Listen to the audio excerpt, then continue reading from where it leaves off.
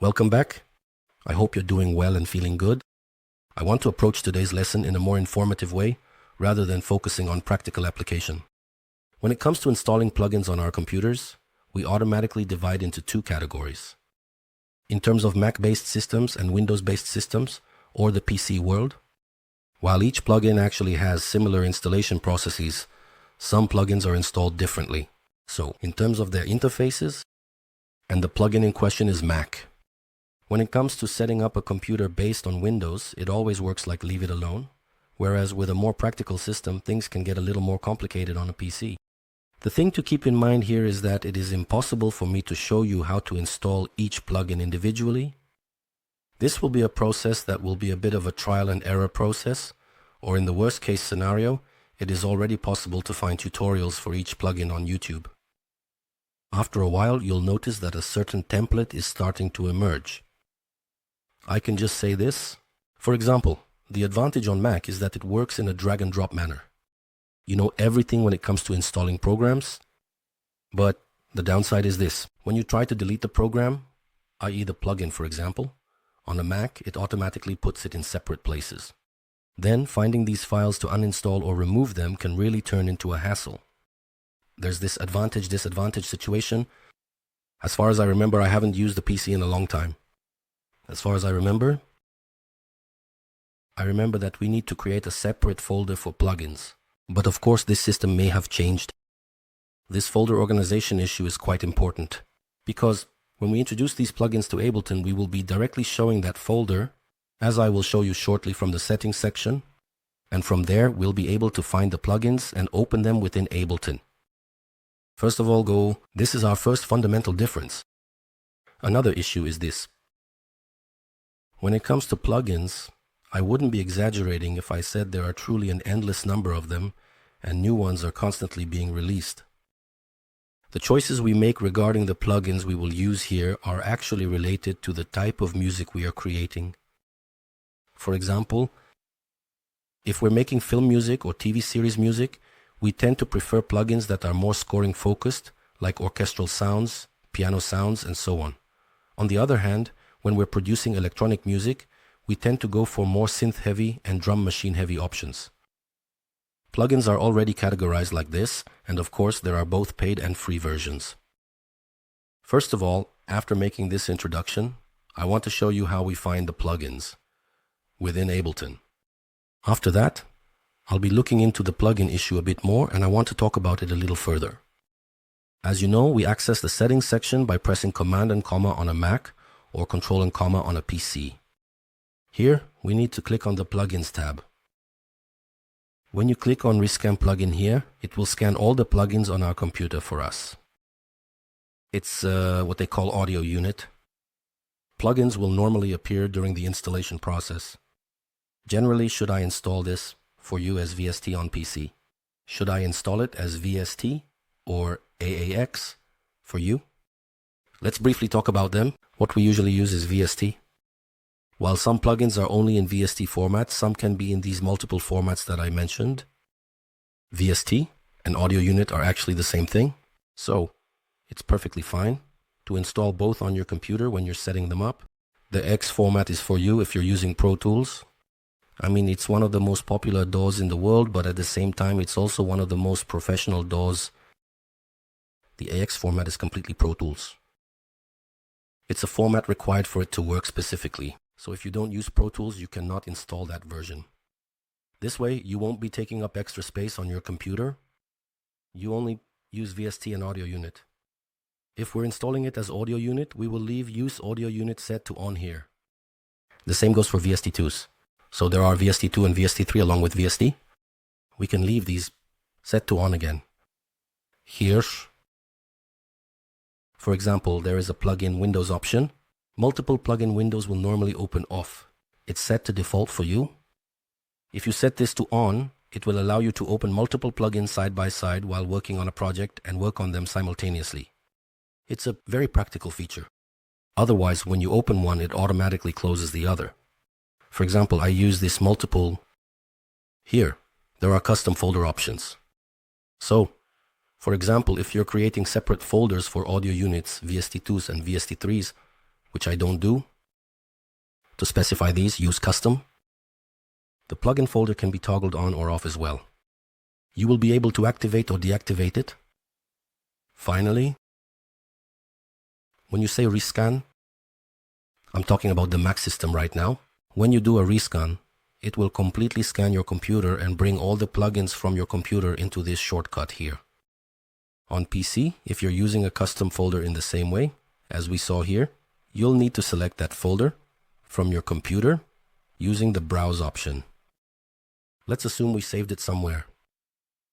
For example, you saved it to the D drive. There, you created a folder called Plugins. As far as I remember, it was already like that on PC. If that's still the case, I highly recommend it. So default. For example, when installing programs, it will direct to C, like inside the desktop or something. It's directing to default. It will happen. For example, definitely don't do this after a while because the work starts to get very complicated. So have one plugin folder if you're working on a PC. And then when you do a rescan or when you select it as a custom folder from here, in the end, we pressed rescan again. It's finding everything in that folder, or it's scanning all these plugins while on Mac. And that's all the settings that need to be done regarding this. Then, when we open this interface again, under the Plugins tab, it will look like this. The ODE units, VSTs and VST3s will have automatically found these plugins. And from here, you'll be able to access them quickly. Now let's move on to the other issue. That's it. When it comes to plugins, as I said before, we have almost unlimited options. They are also divided into paid and free ones in their own categories. Since the name of this series is Ableton Live, for beginners, we have it at our fingertips from the very beginning. For example, while I was using the Suite version, which is the highest version of Ableton, I am trying to make the lesson seem like we have the free light version at our fingertips, as was the case in our previous lesson, if you recall. The reason I'm doing this is that I want as many people as possible to be able to access music production without spending any money. And that's why I'm following this method. So, when we're going to install plugins, since we have options in front of us, I'll first show you some of my favorite free plugins. Then I might show you a few examples of the paid ones as well.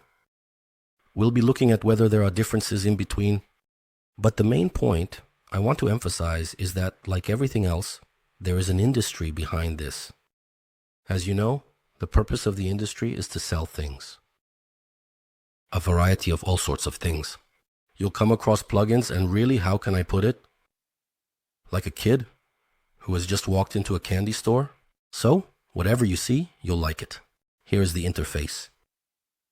It will be interesting, and you'll find yourself constantly downloading new plugins, downloading and downloading. At the beginning stage, things progress a bit like this, because you'll need to do some trial and error to decide what works best for you. But let me tell you from my own experiences.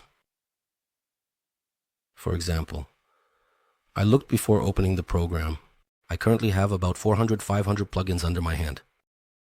And I can also say from my own experiences that I currently have almost 5% of these. I use 10% maximum. So there are 30, 40 fixes and plugins that I use, and an extra 5 that I use to make an effect for certain specific scenarios and so on. So all in all, I probably don't use more than 50 plugins. So I just wanted to give you a little reminder to keep this in the back of your mind from the very beginning. As I mentioned, the process will be a bit of trial and error. Now let's move on to my favorite free plugins. I'll quickly take a look and share what comes to my mind with you. One plugin that I can directly mention right off the bat would be this one. Let's open a MIDI channel here. Let's type Vital in the search bar. Vital, for example, is a perfect free plugin. Let's also turn off our returns.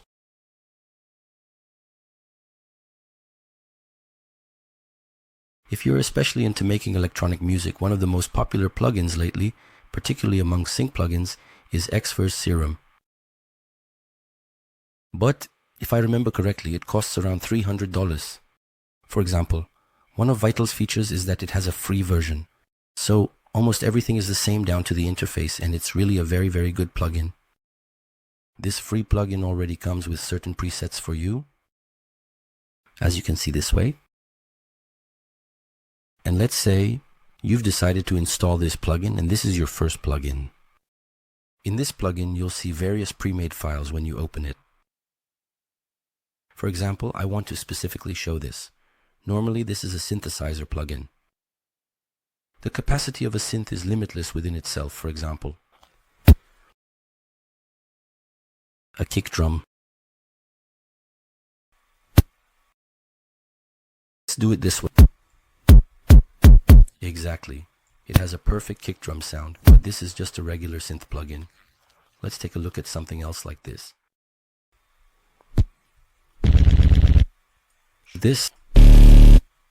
Like this.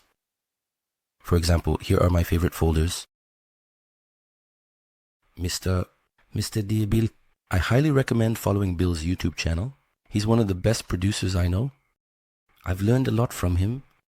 He explains things at a very advanced level and speaks very quickly, but you can give it a chance. So I wanted to mention that while we're at it,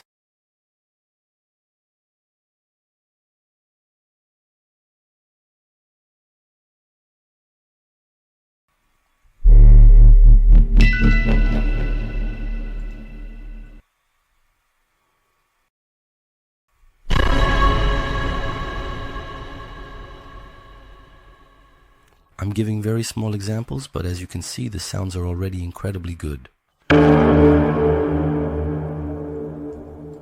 Let's take a look at something this. Okay.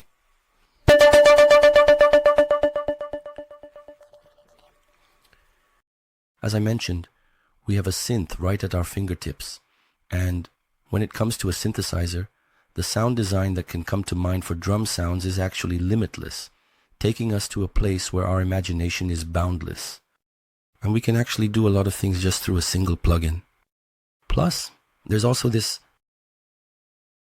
For example, if you search for free Vital presets here on Google like this, let me show you what I prepared here. So, actually, the keyword you need to type into Google is this. For example, there's a website called Preset Share that I really love. Here, you can find not just Vital presets, but many presets. Synthesizer, that is, plugin. You'll be able to find its representation. Here you can do a preview, and then I'm talking independently about what you like. Vital is just one example here. But this is a situation where we can also enhance the capacity of the plugin we have in this way. It's about that. There are many sites like this that have packs, the paid ones, the free ones. The music we make, again, we can actually make it even more specific according to its type and even its genre. We can actually make the tool we have incredibly powerful without spending any money. Vital is one of the plugins that I really love, as I mentioned. If we need to take a quick look here again. By the way, let's not overlook this. If you've noticed, the CPU started loading right away. Some of the presets really demand a serious amount of CPU. Vital is a good example of this because it really produces a very high quality sound. It's being put out there, and of course this comes at a cost for us. In our previous lesson, I had done a freeze here, if you remember. You know, to reduce the CPU requirements. This was actually one of the strategies aimed at that. For example, let's get back to our plugins. Let's take a quick look from here. For example, there's one called Pancake by Cable Guys. It's a plugin that we can use for panning. There's a plugin, if I remember correctly, this was also a free plugin. So what it actually does is spread the sound left and right. Actually, it would be better if we demonstrate it through this. Let's close Vital. I call this unfreeze.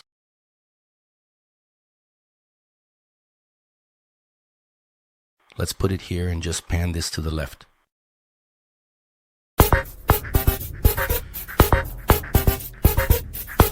Panning the sound left and right, it's being sent. For example, I liked one of the features of Pancake. From here, you can choose the measure. So 1/4 or something like that. At a high frequency or low frequency, the pan dump is automatically set up for C, like that. Or, a very small exaggeration at a certain point in the track. You might consider using an effect like that. Pancake is one of my favorite plugins. Let's take a look at it right here again.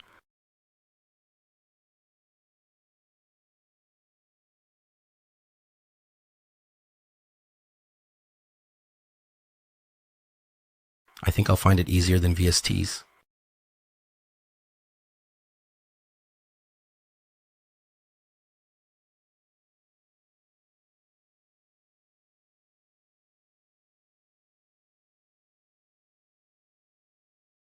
For example, this limiter 6, this is free. This is a nice plugin. We used a limiter on the master channel in our previous lesson. This is, for example, a more advanced version of it. Here, it has both a compressor and a peak limiter, as well as a limiter that you can apply only to high frequencies, which is a perfectly useful feature. A clipper, and also something like extra protection. This is actually quite nice. I mean, it's too good to be free, actually, a plugin. I showed Pancake.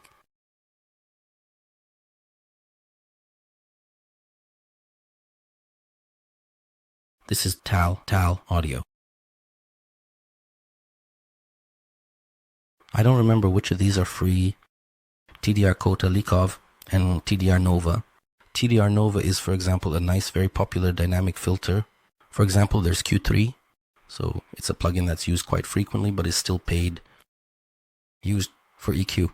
For example, this is another free version of it. For example, a good EQ. If you're looking for it, this could definitely be a nice alternative. Oh, definitely. It's one of my biggest favorites. Valhalla Supermassive. This is, for example, a delivery work plugin that's too good to be free. I mean, I use this incredibly often. I use it very often. It's really very good. Even this is something else. Let's do a quick demonstration. It's currently off. Now I'm going to open it, and without selecting any preset, you'll notice a huge difference.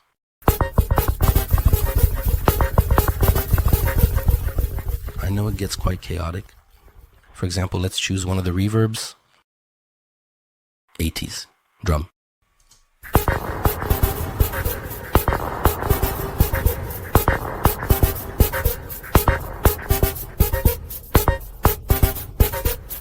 So it's a perfect plugin to use for adding depth within our mixer.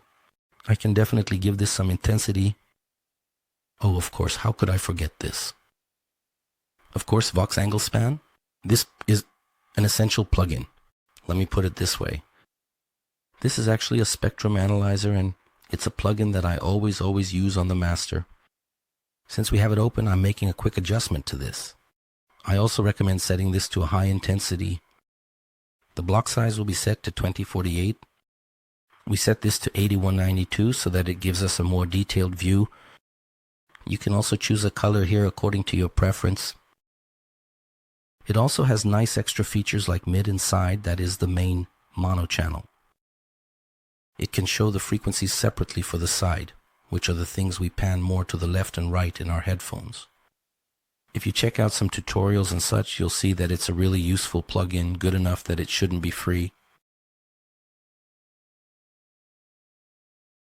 What it basically does is this. It's already a spectrum analyzer. Under normal circumstances, we often find ourselves working in rooms with either no acoustics at all or with insufficient acoustic treatment. So, when mixing by ear, we tend to hear things incorrectly, whether we're using headphones or speakers, meaning reference monitors.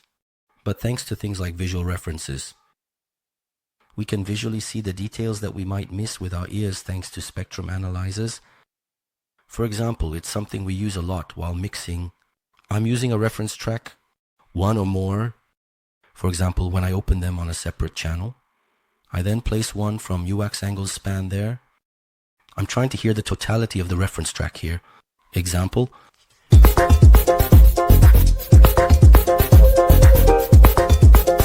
This is already a general one. It's like giving us an X-ray of our track, so to speak. For example, I'm trying to match the levels here as much as possible by comparing it with the reference track and getting closer to it in terms of what I hear. And again, one of the plugins that makes our lives a lot easier. Apart from these plugins that come to mind first, we can actually search Google like this. We'll come across dozens of options with a search like best free plugins. For example, let's give an example regarding the fees. For example, Slate Digital has some really nice plugins that operate entirely on a subscription system. If I remember correctly, it has a fee of around $10 a month. For example, Waves. They could be the most widely used plugins in the world. Even in the most professional studios. So, plugins, that time hasn't worn out and that they keep updating in some way. Plugins that were made almost 15, 20 years ago are still industry standards and are mostly used. For example, I've visited this nice site before, Bedroom Producer Blog. Here, for example, they have separated the categories. So, depending on the music style you will create. From here again, you can easily review and download all the things that are gathered together. It's also a bit of trial and error. Let's actually talk about the issue of paid plugins in its oil. Let's see what they are and what they are not. Because for some, this actually becomes an investment in a way, good plugins. So I would like to examine the difference between paid plugins and free plugins. For example, one of the most extreme examples here would probably be a company called Universal Audio, which has a very popular audio interface that almost everyone uses. I have one of those, for instance. Where's the Universal Audio plugin? If you ask for my personal opinion, the best plugins I've used, because the compressors, equalizers, effect devices, etc. used in studios during the analog era. Somehow these guys have managed to model these almost exactly, sometimes even better than the original. But, on the other hand, there is a cost to this. In other words, there is something he demands for each plugin, starting from 99, 100, and going up to 300, 350. But in question, as I said, this is also an investment. Some of us use the light version of these programs while others use the full version, and some want to expand what they have. So they will invest in some way. Therefore, based on my personal experiences, the best ones are definitely the paid plugins. Here again, for example, let's make a comparison. For example, Pooltech is one of the most popular early equalizers used in studios since the 70s. There are a few different versions. For example, let's keep this here continuously. It has a very simple interface. In response to that, for example, Waves has the Pooltech plugins. Here immediately, let's do a search. I don't exactly remember the prices, but for example, this Waves plugin is also a paid plugin, but I'm 100% sure that UADs, Universal Audios, is probably at least 2 or 3 times more expensive. Let's use the same settings for a comparison. So, let's set the high frequencies to 8 bandwidth. Let's say we set the bandwidth to 5. Let's set this to 5 as well. Let's keep the low frequency at 100 here. Then let's boost the bandwidth at around 8 kHz. Let's set one of them to around 5. Let's set this to 5 as well. First two, let's turn off the plugin. So let's listen to them in their unprocessed state. And let's listen to this solo.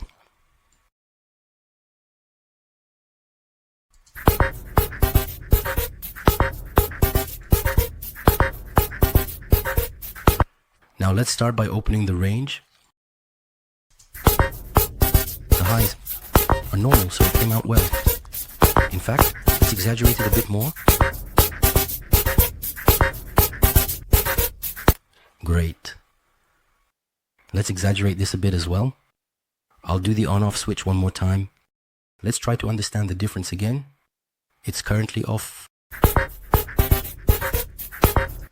It's on. As you can see, the process we're doing here is currently throwing the highs right at our faces. I mean, it's incredible. Also, it's currently off again. This time let's open this friend, meaning Waves Quick Tech and Pool Tech.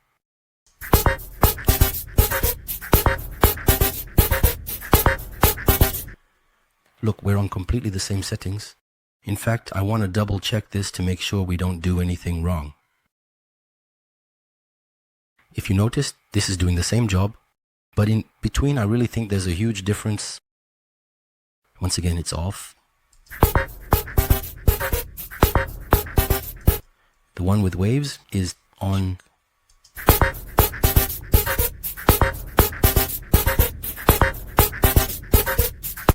And if you ask for my personal opinion, I think the big difference in between is the volume. So let's listen to the same thing from UAD as well. Is there really that much?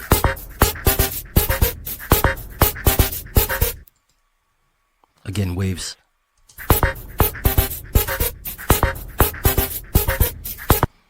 I don't know. You will make the decision yourself. Maybe I am wrong. But as I said at the beginning, it is a matter of personal tastes and preferences. For example, very, very professional. Mixing and mastering engineers, for instance, insist on using waves because there's a reason for that. So they have tried and tested a lot of things. In fact, most of the time, these plugins are sent to those people before they're released. They are testing them. They provide feedback, etc.